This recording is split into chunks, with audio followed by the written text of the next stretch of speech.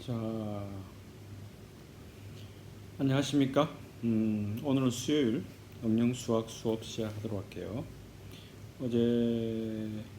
오늘 기록하는 날은 이제 지난주 목요일인가요?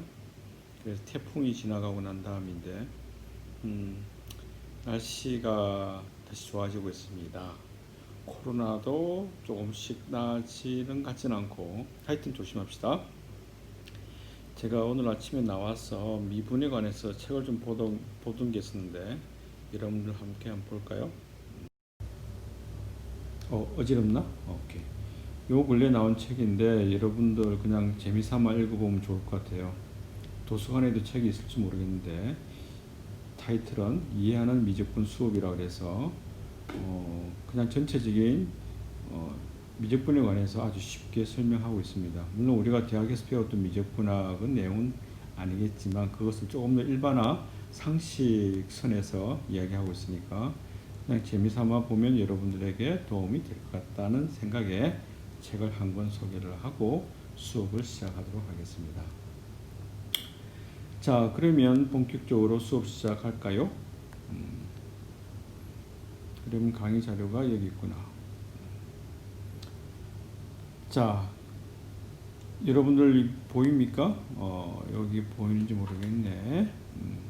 작년에 자료를 만들어 놓고 올해 이 자료에다가 덧붙여서 이제 새롭게 여러분들에게 강의를 하도록 하겠습니다. 자, 문제 세 가지가 주어져 있죠. 그래서 첫 번째 문제가 프로블럼 1이 있고, 프로블럼 1에서 이야기하고자 하는 말은 뭐냐면, 자, 이런 문제를 여러분들이 질문을 받았다고 칩시다. 어떻게 하면 좋을까? 괄호 열고 x-y 플러스 1 괄호 닫고 괄호 열고 x제곱 마이너스 y 괄호 닫고 부등호 작기를 작거나 같기를 0보다 작다 작거나 같다 이 해를 구하시오 라는 문제를 이제 여러분들이 접했다면 이것을 어떻게 해결할까를 생각해 봅시다. 생각을 하고 있습니까? 잘 풀 수 있을 것 같아요. 그 다음에 두 번째 문제. 두 번째 문제는 2의 4분의 1승의 값은 얼마인가 라고 물어봅니다. 두 번째에서는 또 어떤 문제가 쉽지 않나? 2는 2.7 무리수고 뭐 그렇게 되나? 3분의 1은 뭐 별로 어렵지 않겠네? 자, 그런데 정확한 값을 뽑아낼 수 있을까? 그게 두 번째 문제에서는 키포인트가 되겠죠.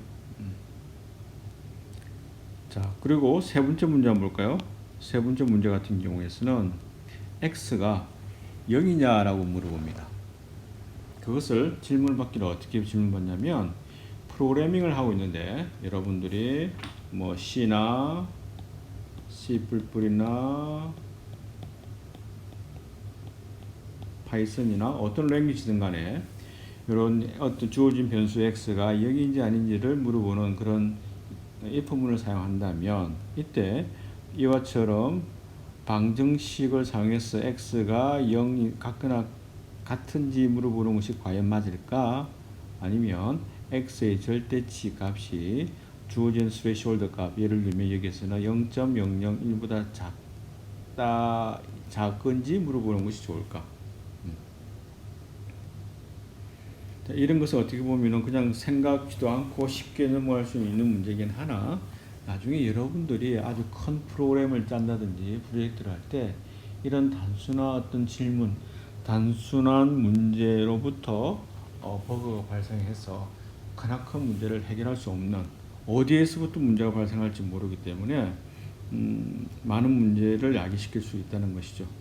그래서 우리가 수학을 공부하면서 실생활에 관계되는 문제를 접근하기 위해서는 이와처럼 아주 간단한 문제임에도 불구하고 무엇인지 핵심이 무엇인지를 찾는 질문을 하고 거기에 대한 솔루션을 찾는 방법을 여러분들은 대학 과정에서 공부를 하는 것이 바람직하다라는 것이 저의 생각입니다. 그래서 어떤 깊이 있는 어떤 수학 이론을 많이 공부하는 것보다도 하나를 알더라도 이제 잘 이해하고 실생활에 써먹을 수 있는 방법을 강구하는 것이 좋지 않을까. 그래서 응용 수학 수업에서는 그런 문제를 다루고자 한다는 것이죠. 자, 첫 번째 문제로 한번 다시 돌아가 봅시다. 자, 첫 번째 문제를 돌아가게 되면 x-y 플러스 1이 있고 그 다음에 여기 x-y 플러스 1이 있고 x제곱 마이너스 y가 0보다 같거나 작은지 물어보는 거죠. 자, 여기서 핵심이 뭐냐면 크기 비교 연산이 들어간다는 것이죠. 그래서 결국 뭐냐면은 왼쪽에 있는 좌변에 있는 값 또한 left hand side가 어떤 숫자가 돼야 되겠죠. 숫자가 0보다 같거나 작은지를 물어본다는 것입니다. 그래서 요놈이 left hand side의 값이 실수 값이기 때문에 자, 실수의 값이 0보다 작다라는 것은 음수라는 것이죠.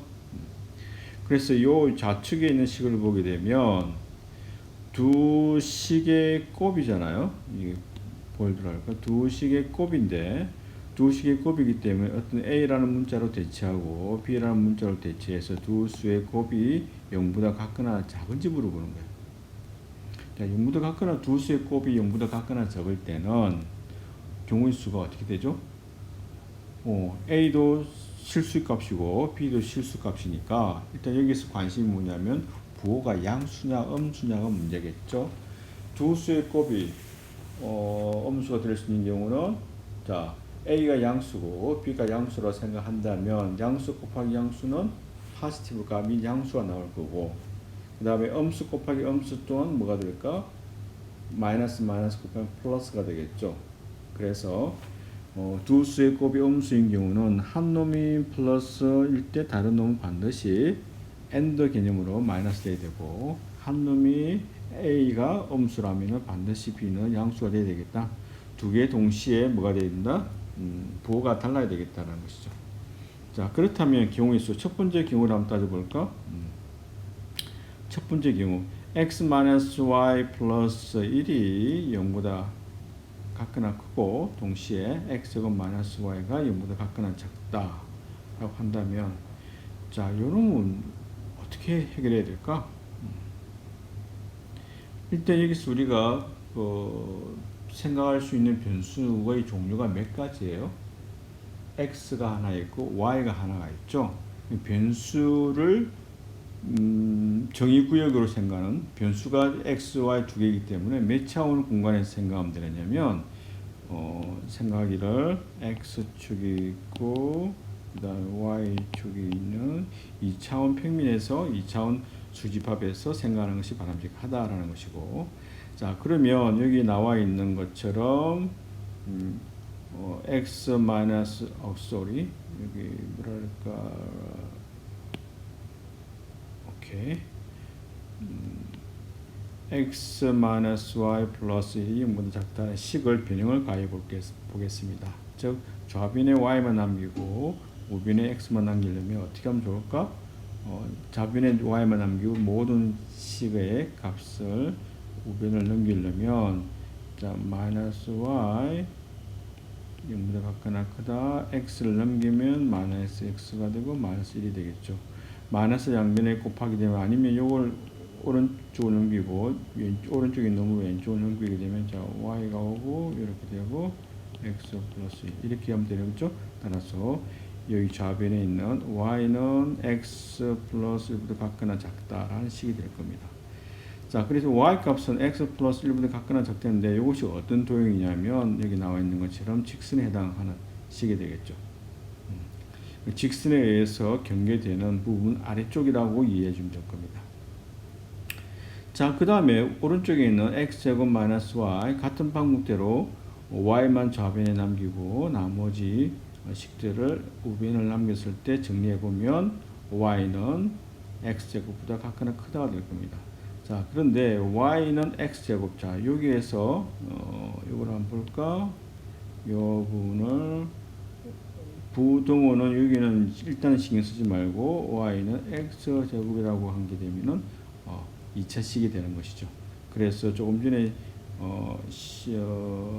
왼쪽에 있는 요놈 식과 요놈의 식을 같이 쓰게 되면 y는 x 플러스 1이면 자, 직선을 걷으면 y 넓이는 1이요. 기울기가 1이기 때문에 이렇게 지나가는 직선이 될 거고 요 부분에 뭐가 되겠다?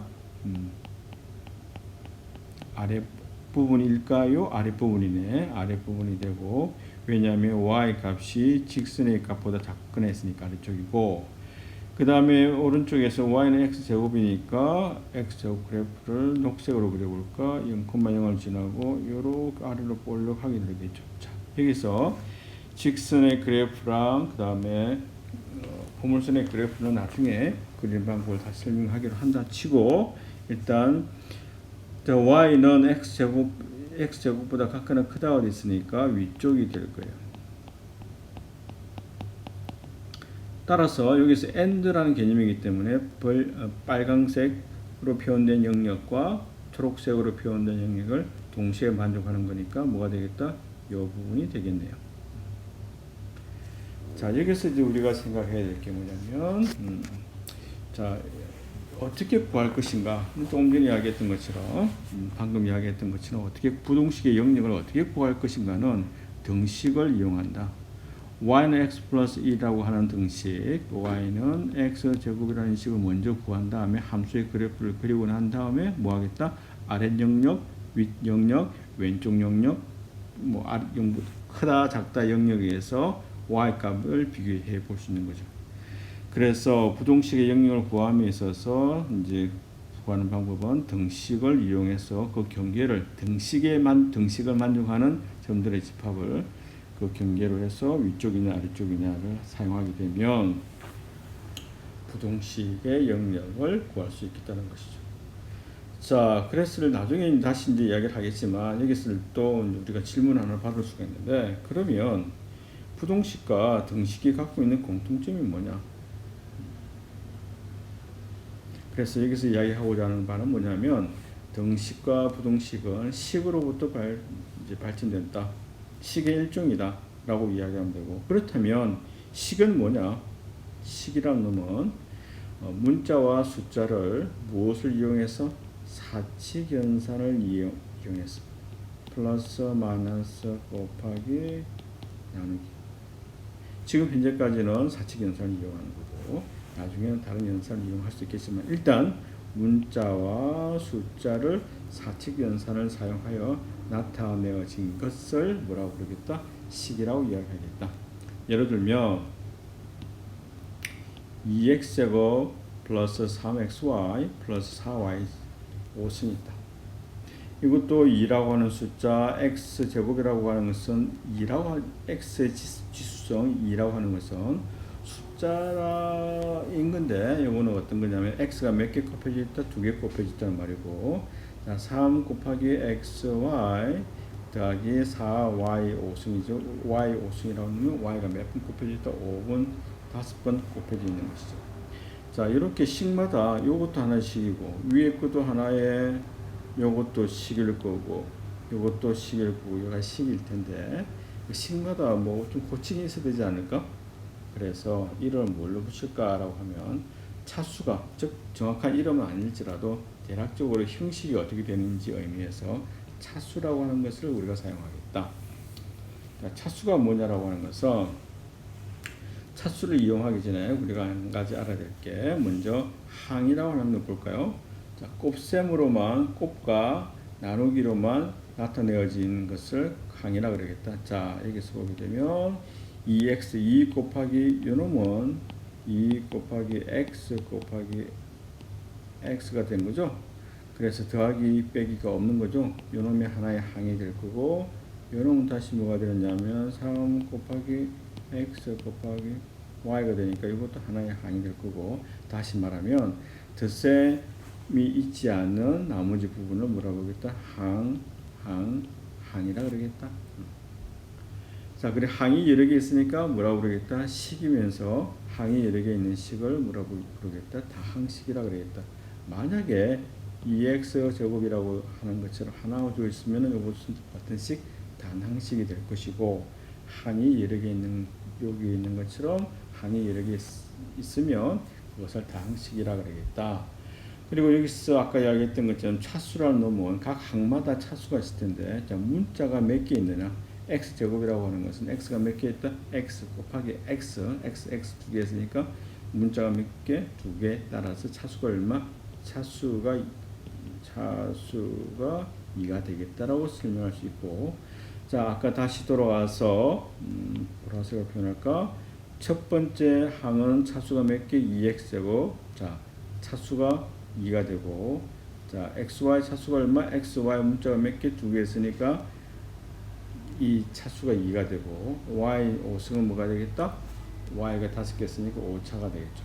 그래서 다항식의 차수는 뭐가 제일 좋을까? 제일 차수가 높은 항의 차수를 그 다항식의 차수라고 이야기하겠다. 따라서 처음에 주어져 있던 2x제곱 플러스 3xy 플러스 4y제곱의 차수가 얼마냐라고 물어본다면 각 항들의 차수 중에서 제일 큰 놈이 5, y 5승에서 만들어지는 세 번째 항인 차수 5를 뭐라고 이야기해 주는 것이 좋겠다라는 것이죠. 자, 그래서 일반적으로 식에서 사용하는 이제 이런 어떤 호칭들을 이제 이야기해봤는데, 그리고 하나 해야 될 게 있죠. 이 문자 앞에 있는 숫자들을 뭐라고 부를까? 2, 3, 4 요것을 뭐라고 부르냐면은 개수라고 얘기를 하겠다. coefficient 라고 이해해 주면 되고요. 자, 일단 그렇게 이제 이름들에 관해서 이제 단어 용어에 관해서 이야기되었고, 자, 우리가 이제 관심을 가져야 될 게 뭐냐면 식을 이제 분류를 해보자. 자, 식이 있으면 이 식에는 다항식을 포함하는 것이죠.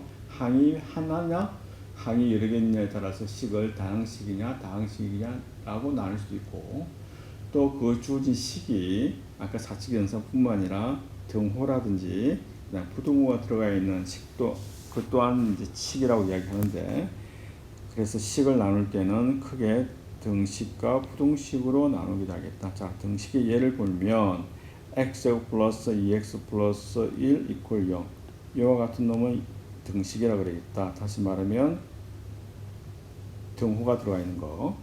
그 다음에 또 뭐가 있냐면은 a제곱 플러스 2ab 플러스 b제곱은 우변에 있는 a 플러스 b의 전체 제곱이랑 같다. 이것도 자, 식은 식인데 뭐가 들어가 있다? 등호가 들어가 있으니까 이렇게 되어 있는 식을 뭐라고 부르냐면은 등식이라 그러겠다. 자, 부등식은 자, 여러분들 이제 유추할 수 있겠죠? 등호가 들어가 있는 게 아니라 여기 나와 있는 것처럼 부등호가 들어가 있다. x제곱 플러스 2x 플러스 1은 0보다 같거나 크다. 이것을 마이너스로 바꿔볼까? 이놈을 녹색으로 그리고 마이너스로 바꾸게 되면 어떻게 될까? 오케이. 마이너스 바꾸고 요거를 부등호로 바꿔볼게요. 오케이. 부등호를 바꿔도 뭐 부등식에는 전혀 변함이 없나? 이름에는, 종류에는. 자, 우변에 있는 거는 뭐냐, 오른쪽에 있는 놈은 2분의 a 플러스 a랑 b, a, b가 둘 다 양수일 때 두 개 더한 것의 합의 2로 나눴죠. 평균은 a, b 주수의 곱의 루트를 씌운 것보다 항상 같거나 크다라고 나오는데, 자, 이것도 하나 부등호가 들어가 있으니까 부등식이 되겠다. 자, 그래서 여기서 보는 것처럼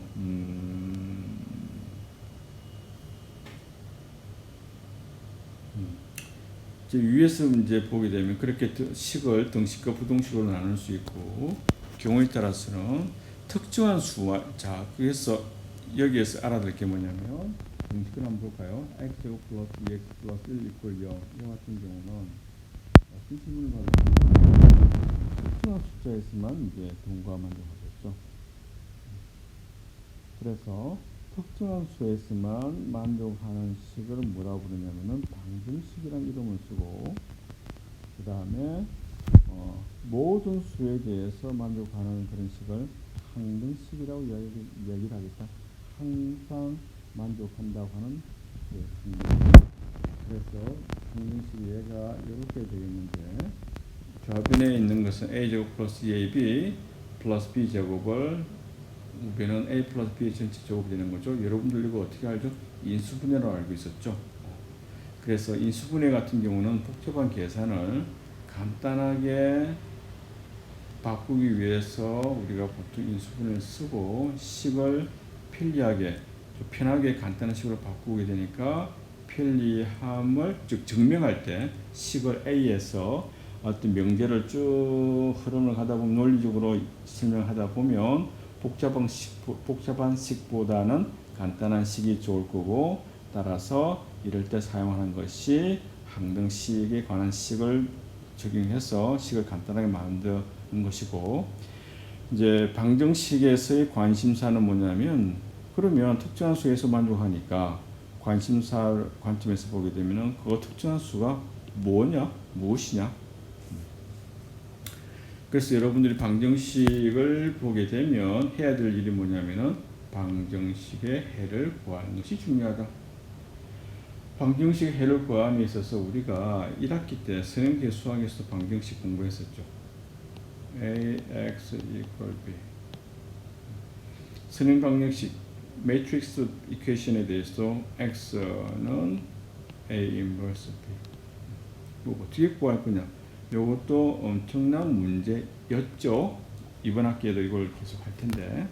자, 그래서 일단 이것뿐만 아니라 우리가 이제 방정식이 식이 어떠냐에 따라서 해를 구하는 방법이 달라질 수도 있지 않을까요?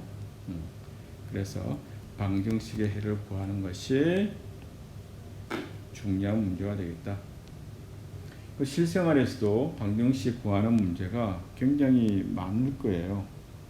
뭐 눈으로 잘 안 보이겠지만 뭐 여러분들이 시장에 가서 주어진 돈을 가지고 물건을 산다. 그럴 때 나머지가 얼마냐? 아니면 뭐 물건은 무엇을 살 수 있는지, 그런 것 또한 뭐가 되느냐면 뭐 연립 방정식 푸는 문제인 거죠.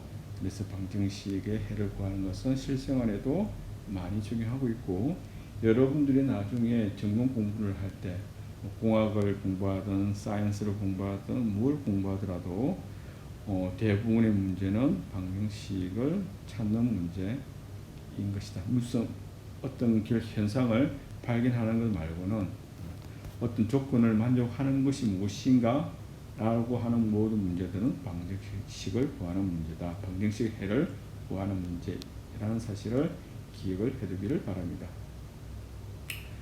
그래서 여기서 이야기하고자 하는 바는 뭐냐면, 일단 우리가 부동식이 무엇인지 방정식이 무엇인지 이제 그것을 설명을 했고, 일단 방정식이 나오게 되면 해를 구하는 것이 중요하다라는 사실을 하나 기억을 해 둡시다.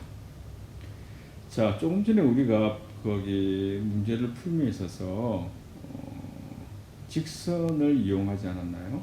아까 여기에서 어디 갔나? 그렇죠? 함수의 그래프를 이용한다 그랬는데, 그러면 질문 하나 할 수 있겠네. 함수가 뭐냐?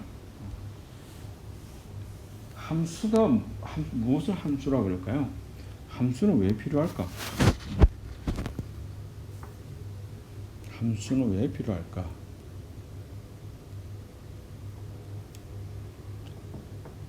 두 개의 서로 다른 집합의 관계를 설명할 때 함수가 사용됩니다. 함수라고 하는 것은 집합 x랑 집합 y가 있을 때 서로 간에 어떤 규칙이 있는지, 그래서 x가 갖고 있는 좋은 성질을 y에도 갖고 있는지, x가 증가할 때 y도 따라서 증가하는지, 뭐 여러 가지 어떤 성질을 비교할 때 x가 갖고 있는 좋은 성질을 집합 y에서도 갖고 있는지 없는지를 파악하고자 할 때도 함수라는 놈을 사용한다. 자, 그러면 함수를 정의하려고 그러면 적어도 집합이 두 개가 필요하겠죠. 여기서 말하는 집합이라고 하는 건 뭔가? 집합이라고 하는 것은 어떤 성질을 누가 봐도 명확하게 확인할 수 있는 어떤 성질을 공통적으로 만족하는 그런 것들의 모임을 집합이라고 이야기를 하죠. 그래서 동의대학교 학생들의 집합, 응용소프트공학 학생들의 집합, 이양인 학생들의 집합이라 그러면 누가 봐도 확인할 수 있는 명확한 거고, 반대로 예를 들면 아름다운 것들의 모임, 누가 멋있습니까? 멋있는 사람들의 모임, 우리의 과에서 멋있는 사람들의 모임이라 그러면 사람마다 주관적이라서 멋있다, 아름답다, 예쁘다, 뭐 건강하다, 뭐 그런 것들은 명확하지 않죠. 그런 것들의 어떤 조건을 만족하는 것들은 모임을 명확하게 할 수 없기 때문에 집합이 아니다. 그래서 보통 우리가 수학에서 이야기하고자 할 때는 집합을 이야기할 때는 그 자인수의 집합, 그 다음에 정수의 집합, 그리고 유리수의 집합, 무리수의 집합, 실수의 집합, 그 다음에 제일 복잡한 게 복소수의 집합. 여러분들 복소수는 신호 처리에서 아마 공부를 할 거예요.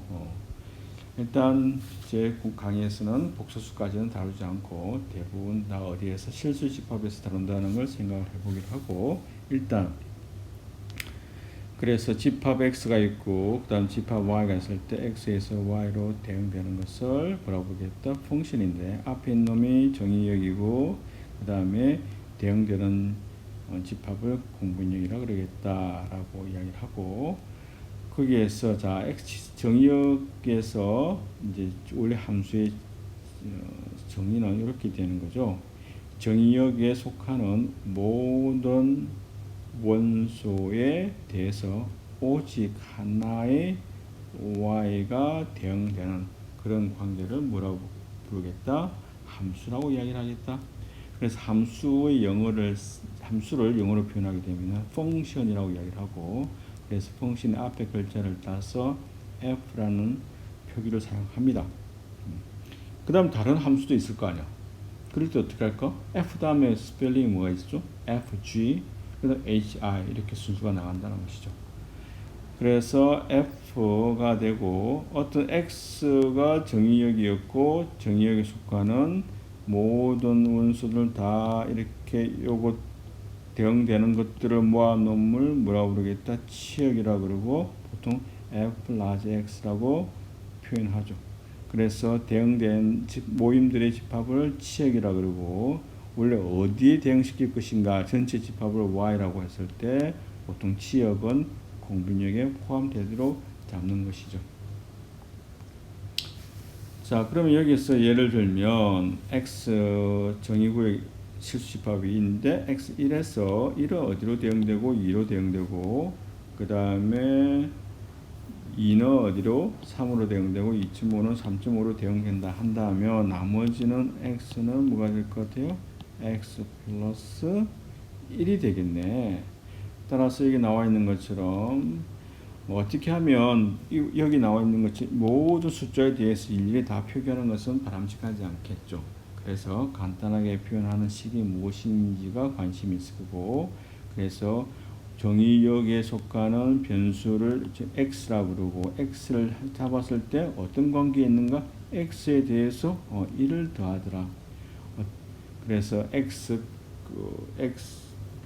정의구역에 속하는 변수에 대해서 1을 더할 거냐, 숫자가 더 더해지느냐, 빼지느냐, 관계를 나타내는 것이 함수식이라고 그러고 함수 관계식이라고 이야기를 하죠. 그래서 보통 함수가 있으면 정의구역 x에서 y로 가고 변수인 x라는 택했을 때 대응되는 값을 f of x라고 표기하고, 그때 어떤 관계에 있다? x 플러스 1이라는 관계에 있다라고 얘기를 할 수 있겠죠. 조금 전에 얘 같은 경우는 경우에 따라서는 y equal x 플러스 1이라고 쓰기도 하고 어떤 걸 써도 상관이 없습니다.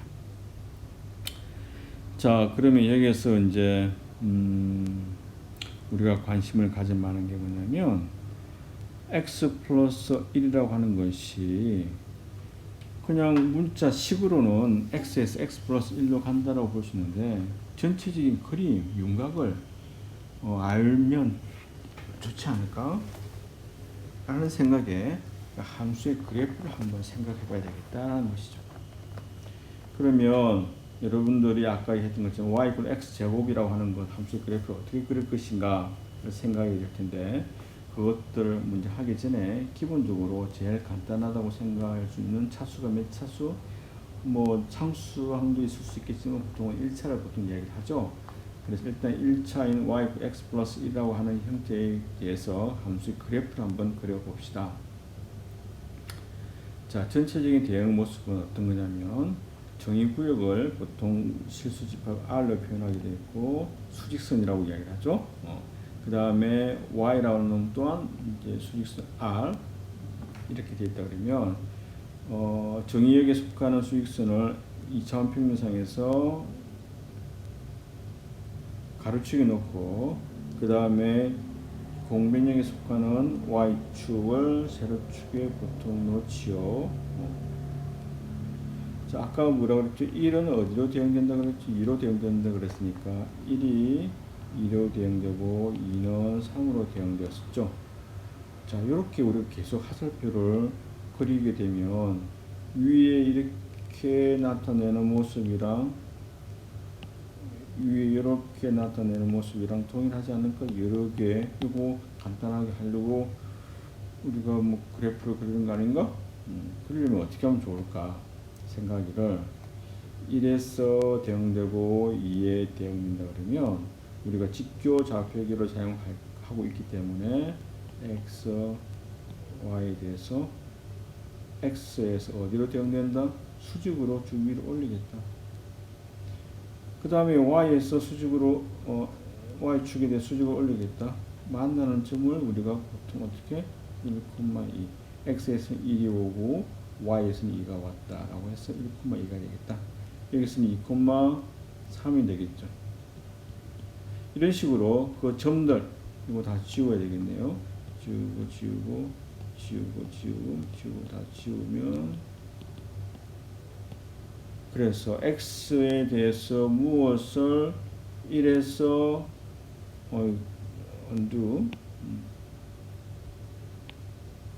x 1 잡았을 때 y가 2, 1,2, x가 2 잡았을 때 2,3, 0 잡았을 때 1, 마이너스 1에서 때 0 되는 y 값은 얼마? 0, 마이너스 2에서는 마이너스 1, 이렇게 윤곽을 대략적으로 점을 스캐닝한 다음에 대응되는 점을 이렇게 쭉쭉쭉쭉 찍다 보면 어떻게 되겠다? 실수라고 하는 것은 빽빽하게 다 채워질 거니까 대응되는 점들을 집합 다 모으게 되면 이와 같이 직선 형태가 되겠다는 것이죠. 그래서 이와 같은 경우는 y x 플러스 1은 차수가 1차일 때는 뭐가 되겠다? 직선 형태가 되겠다는 것. 만약에 그리 직선이 되고 차수가 2차인 경우 예를 들어 볼까요?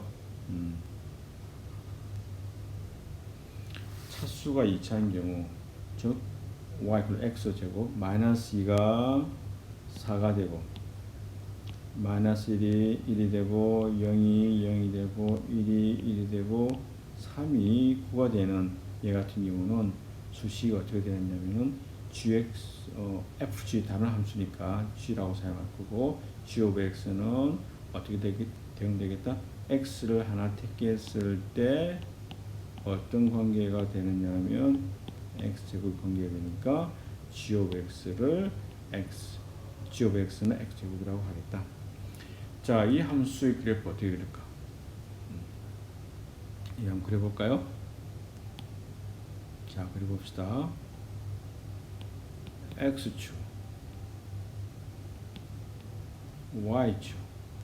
아까 0일 때, 자, 한번 그려볼까? g of x는 식의 x제곱이라고 그랬나? 0 넣으면 뭐가 나오죠? 0 나오고. 오케이, 0,0. 1 넣으면 1 나오고, 1 넣을 때 1 나오고, 2 넣으면 4가 되겠네. 2, 3, 4. 너무 큰가? 그러면 여기 가운데 2분의 3 넣어볼까? 2분의 3 넣으면 4분의 9가 되니까 4분의 9는 2 더하기 4분의 1 되니까 2보다 조금 크겠네. 요 정도. 이런 식으로 그 다음에 마이너스 1 넣으면 1 나오고 마이너스 2 넣으면 여기도 4가 나오고 이런 식으로 조금 더 디테일하게 2분의 1 넣으면 얼마가 될까? 마이너스 2분의 1 넣어볼까? 마이너스 2분의 1 넣으면 4분의 1이 되겠죠. 2분의 1 넣어도 4분의 1 되고 자, 이런 식으로 촘촘하게 하다 보면 어떤 형태의 그래프가 되느냐면 이런 형태의 그래프가 되겠다라는 거. 좀 예쁘게 그릴까?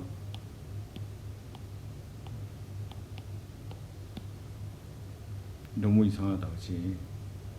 하여튼 이런 식으로 그래프를 그리게 되면 이렇게 나온다는 것이죠. 자, 정리를 해보면 1차식은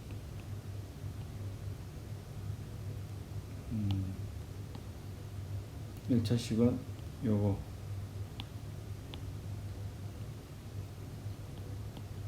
2차식은 여기 기본이 되는 것이죠.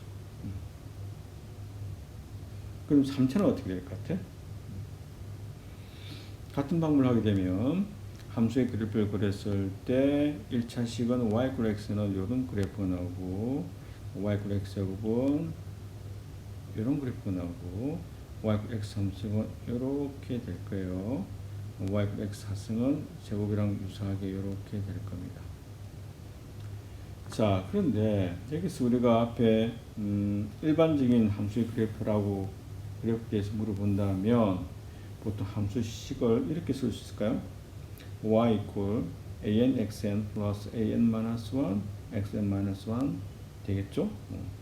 자, 여기 앞에 있는 an-1은 개수라 그랬고, 그 다음에 xn은 차수가 n차, 차수가 n-1차 이런 식으로 표현이 되겠죠? 자, 이런 식으로 표현되는데 우리가 짐작컨대 최고 차수가 여기서는 얼마가 되죠? 최고 차수가 n이 됐잖아요. 그 최고 차수가 n이 짝수면 뭐가 된다? 양 끝점이 같은 방향에 놓여있다. 같은 방향이라는 말은 어떤 말이냐면 이걸 보고 할까요? 1차 같은 경우 x가 커져갈수록 y에서는 계속 커져가죠. 그래서 위쪽 상단에 있고요. 무한대까지 그림을 그릴 수는 없으니까 대충 오른쪽 위에 있다라고 생각하면 되고, 그 다음에 x가 음수가 작아지면 작아질수록 y 값 또한 뭐가 되죠? 작아지죠. 그래서 왼쪽 아래쪽에 있다.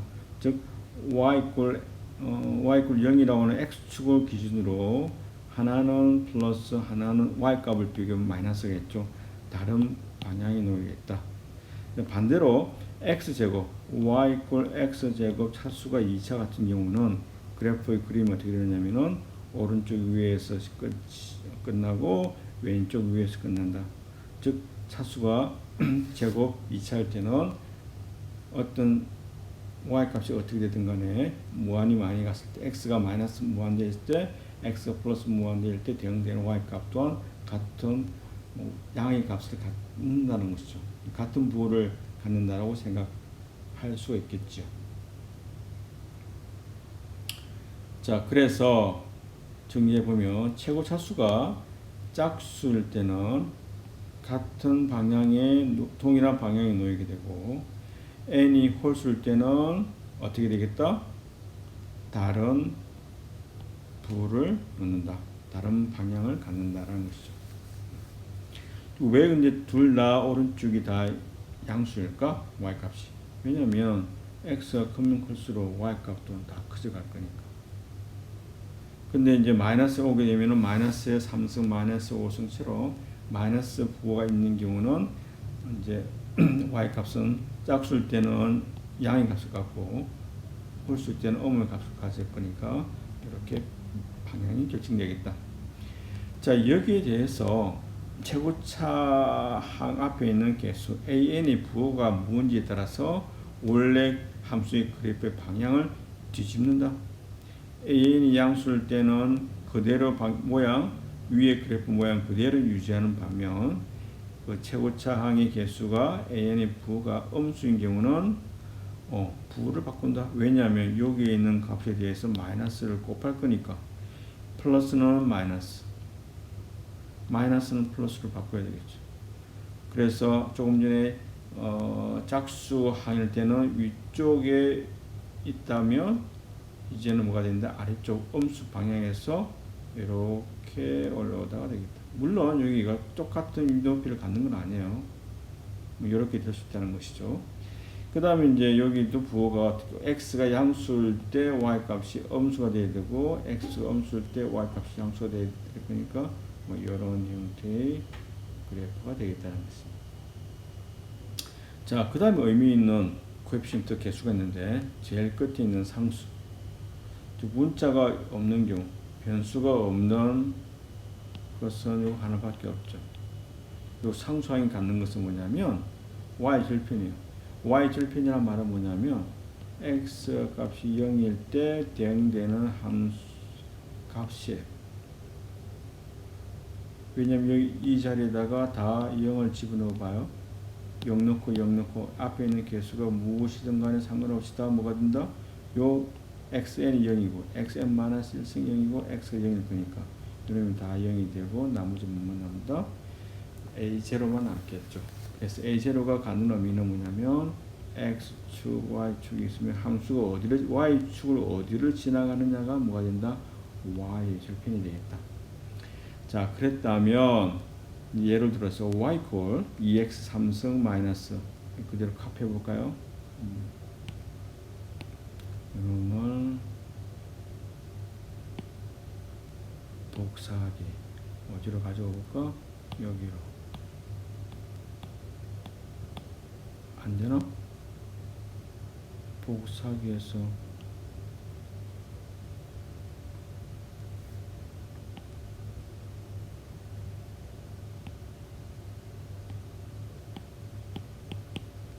까먹었다. 사용하는 방법. 어쨌든 이거를 끄집어 볼까요?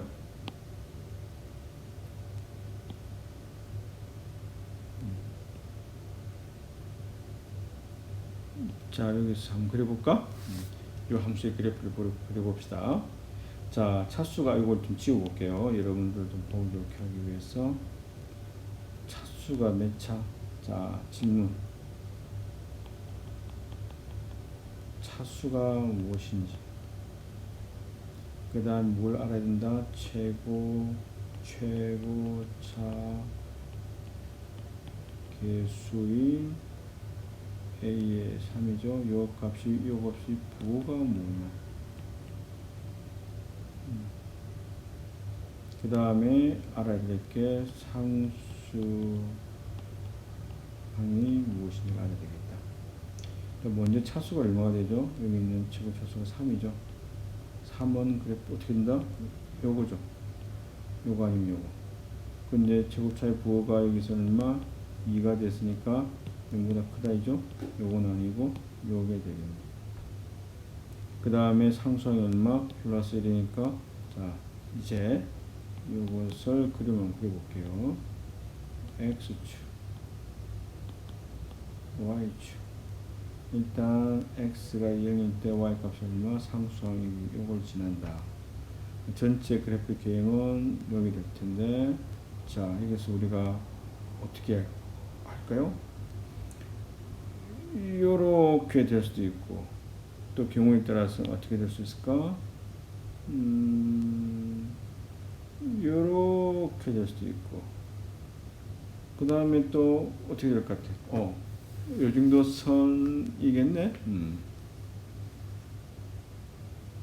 아닐 수도 있겠다. 그죠? 요렇게도 지날 수 있겠네. 요렇게도 지날 수 있고. 자, 그래서 우리가, 여기서 알아야 될 게 뭐냐면, 여기서 왔다 갔다 좀 어지럽나요? 알아야 될 게, 전체 그래프 계획은 딱 정리해보면, 요 점을 지나는데, 이 그래프 계획 요건데, 요 0,1을 어느 점에서 이렇게 지날지, 이렇게 지날지, 그걸 알아야 되겠죠. 굴곡이 어디에서 발생하는지를 알아야 되겠다. 그러면 굴곡이 어디에서 발생하는지 어떻게 확인할 수 있지? 잘 모르겠네. 어쩌지? 그거 어떻게 해야 되나? 굴곡이 아래에서 굴곡이 일어난다. 위에서 굴곡이 일어난다. 굴곡이 아래로 이렇게 된다. 이렇게 된다. 어떻게 확인하는 거지? 참, 그건 좀 더 다시 하기라고. 자, 그래서 아까 원래 첫 번째 문제를 풀기 위해서 다시 돌아가게 되면, y x 플러스 1은 요 함수의 그래프였죠. 요거 그래프였고, 그래서 처음에 등호를 이용해서 도형을 그리겠다. 직선인지 곡선인지. 요걸 조금 더 노란색으로 칠할까? 칠하고. 자, 부동호니까 우리가 부동식을 풀어야 되는 문제 있잖아요. 요 문제를 풀어야 되는데, 이제 등호는 경계선이고 경계 영역, 경계선 아닌 위쪽인지 아래쪽인지를 선택해야 되는데, 경계에 놓여 있지 않는 제일 간단한 점을 한번 택해보자. 0,0이라는 점을 임의로 택한 거예요. x가 0일 때 y가 0인 점을 택해 볼 거예요. x가 0일 때 y는 1이 대응되는 지점이 여기였잖아요. 그게 아니라 직선 위에 있지 않는, 도형 위에 있지 않는 임의의 점을 선택한다. 자, x 0을 넣게 되면 대응되는 y 값은 뭐가 되죠? 여기는 x 플러스 1은 1이 돼야 되잖아요. 자, 여기서 방금 선택했던 y 0이랑 뭐랑 비교하겠다? 방금 여기서 선택했던 0이랑 대응되는 값이 1, 지금 대응되는 값이 여기겠죠? 여기 있는 y 값과 여기 있는 y 값을 비교할 거예요. 비교해서 어느 것이 더 작다? 여기서 0이 더 작다고 되어 있는 것이죠.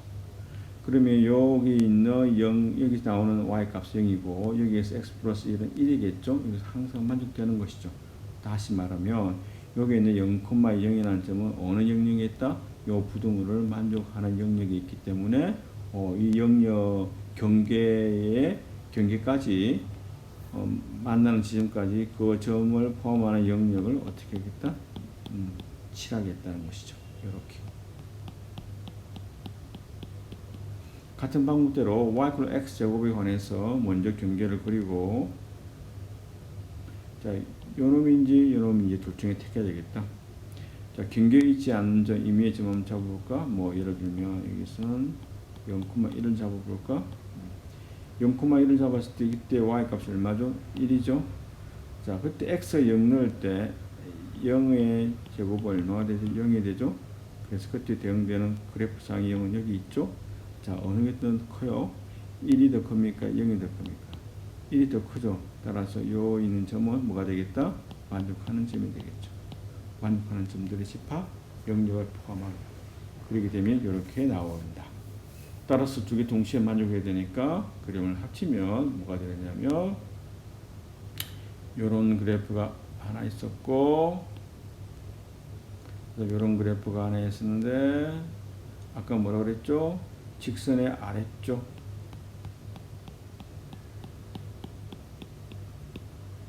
이라 그랬나요? 그 다음에 뭐가 되죠? 뭐가 됐죠? 곡선의 위쪽이라 그랬죠? 동시에 만족하는 영역이 뭐가 된다? 동시에 만족하는 영역이 쭉 다 지우고, 이거는 지우면 안 되는데. 동시에 만족하는 영역이 요게 되겠죠? 요게 되겠다. 자, 이렇게 하고 나면 그 다음에는 뭐냐면 경계에 있지 않은 점을 선택한 다음에 이렇게 하나 이제 선택을 하고, 나머지 참인 영역은 아까는 우리가 요걸 했나요? 뭘 했나? 그쵸, 요 플러스를 했구나.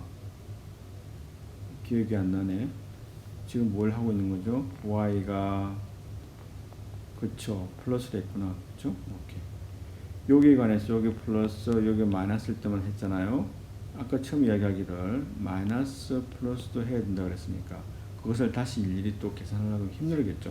자, 그래서 간단한 방법은 뭐냐면 조금 전에 만족했던 점을 오케이 이렇게 봅시다. 어떻게 하면 되겠냐면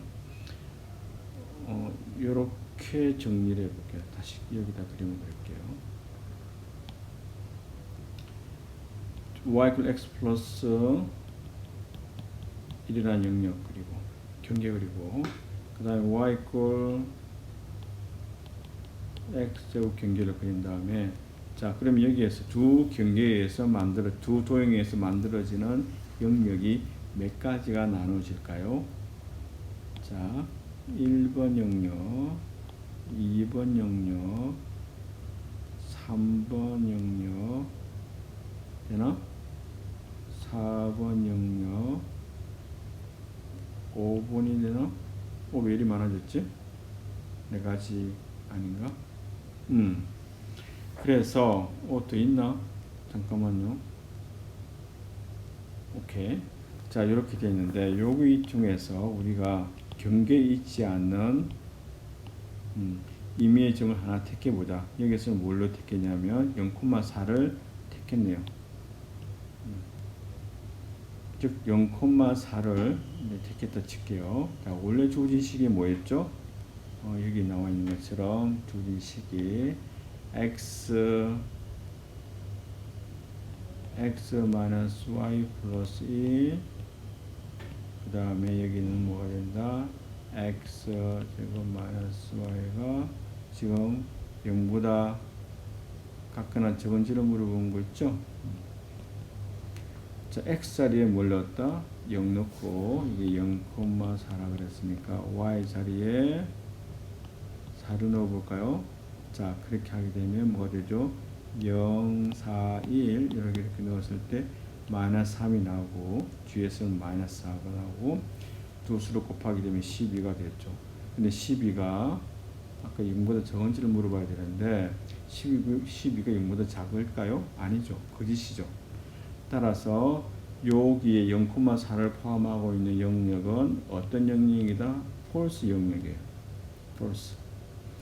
그러면 그 경계, 그 영역 바깥에 있는 놈이 뭐가 되겠다? 이게 그 0,4를 포함하고 있는 영역이 거짓 영역이라 그러면 그 경계에 있는 영역들은 뭐가 되냐면 이놈은 참이 될 거예요.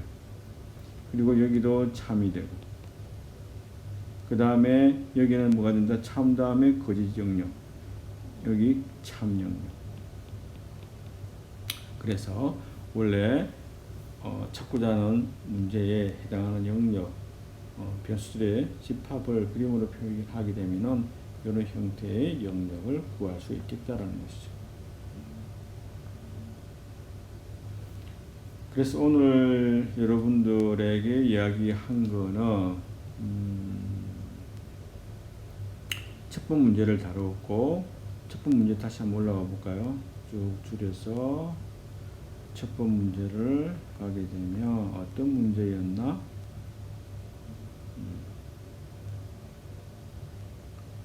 요거였죠. 요 부분.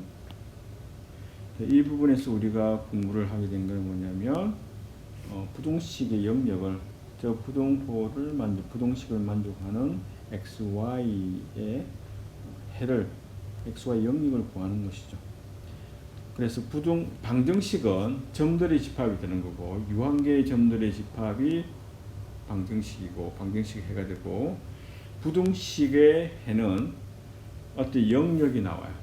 뭐보다 같거나 작다이기 때문에 무엇이냐 이퀄이 아니라 같거나 작다 또는 크다 작다이기 때문에 방정식의 해의 집합은 유한계의 점들의 집합, 부동식의 해의 집합은 영역들의 집합. 그래서 면적 영역이 나오고 범위가 나올 거예요. 부동식의 영역을 어떻게 구하는가? 방정식을 먼저 구한다.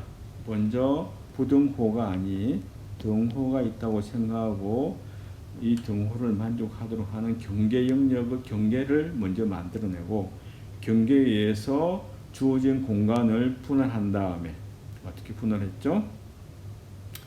뭐 이렇게 분할한 다음에 어디서 분할했나? 여기 먼저 아까 이야기했던 것처럼 경계를 이렇게 먼저 분할한 다음에 경계에 놓이지 않는 임의의 점을 선택을 한 다음에 그 점에 넣어서 어디에 넣죠? 부동식에 넣어서 그 참이 되는지 거짓이 되는지를 확인하고 만약에 그 값을 넣어서 그 점의 값 x과 y 값을 넣어서 참이 된다 그러면 만약에 저 식에서 여기 이 원래 주어진 점의 값이 참이라 그러면 그 점을 포함하는 영역이 참인 영역이 되는 거고 이웃된 영역은 거짓이 되는 거고 참인 영역은 나머지 다른 영역이 되는 거죠. 이런 식으로 문제를 풀면 되겠다라는 것입니다. 자, 그런데 여기서 여러분들에게 질문을 할 수 있는 게 뭐가 있을까? 여러분들은 나한테 뭘 질문할 수 있을까?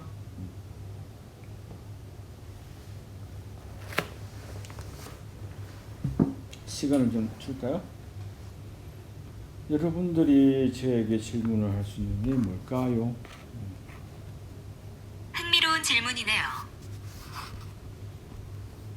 아, 이거 아이패드에서 나온 결과라서 미안합니다. 흥미로운 질문이래요. 그 시리가 갑자기 나왔네.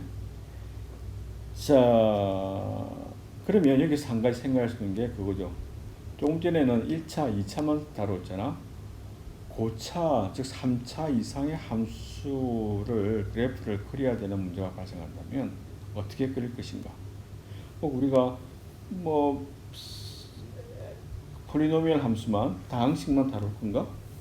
뭐 사인 함수도 그려야 되고 코사인 함수도 그려야 되고 여러 가지 해야 되지 않을까요? 함수의 그래프를 그리면 어떻게 하면 좋을까? 그래서 여러분들은 물론 이제 나중에 함수의 그래프를 그리는 걸 해보겠지만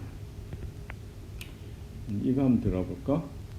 여기에서 다점 desmos.com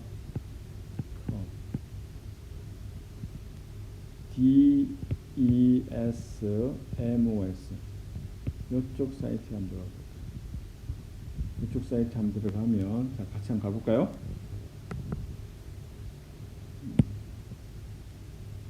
자, 그러면 여기 나와 있는 것처럼 desmos.com이라고 하는 게 나오고 거기에 들어가서 캘ኩ레이터를 누르게 되면은 이와 같은 형태가 뜰 텐데 원래 디폴트가 이렇게 나와 있는데 만약에 사인 함수를 그래서 그리고 싶다 그러면 그다음에 이쪽에 어디 있지? 이쪽이 안 보인다.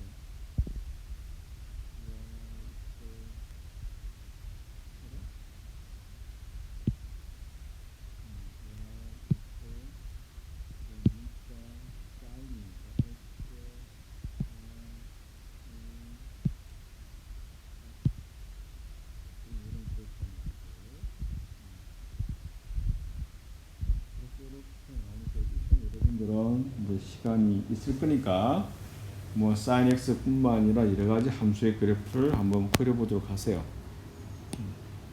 y 이퀄 다시 y 이퀄 y는 없애버릴까 어떻게 될까? 없애버리고 하면 2에 뭐 하여튼 여러분 해볼래요? 익스포넨셜 함수 한번 그래프 그려볼래요? 보자. 다시 아까 y는 갑자기 y는 2의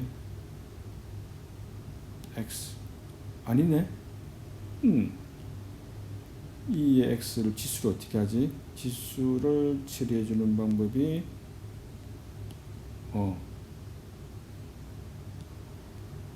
이거 할까? 이거 사용하면 되겠다. x의 지수 제곱.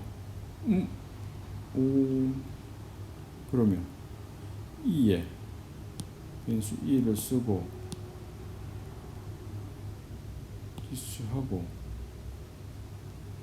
x를 넣어야 되는데 이렇게 하면 되겠다.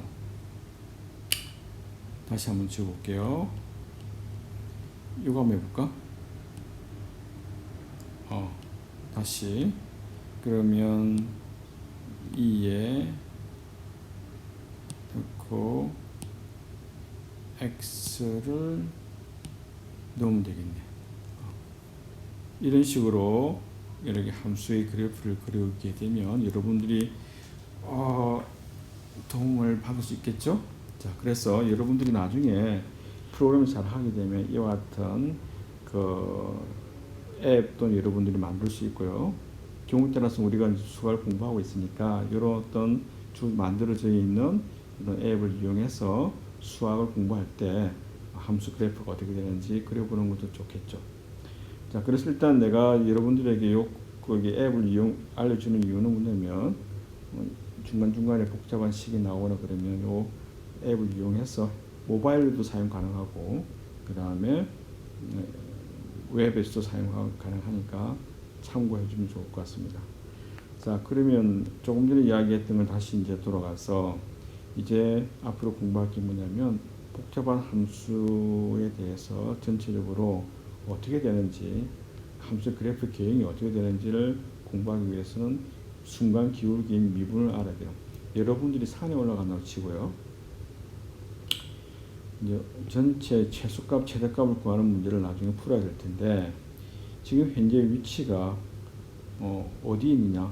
x가 이쪽으로 가면 갈수록 y값이 아래로 떨어지는지 그 다음에 y값이 위로 올라가는지를 알 수 있는 방법. 지금 현재 순간 기울기가 얼마인지. 근데 사실은 우리 사람들이 산에 올라갈 때 산을 탔을 때 저게 지금 내리막길인지 오르막길인지는 알 수 있는 건 뭐냐면 한 점을 잡고 그 다음 다른 위치를 보면 되는 거죠. 보았을 때 위쪽에 있는 건지 아래쪽에 있는 건지 비교하잖아요.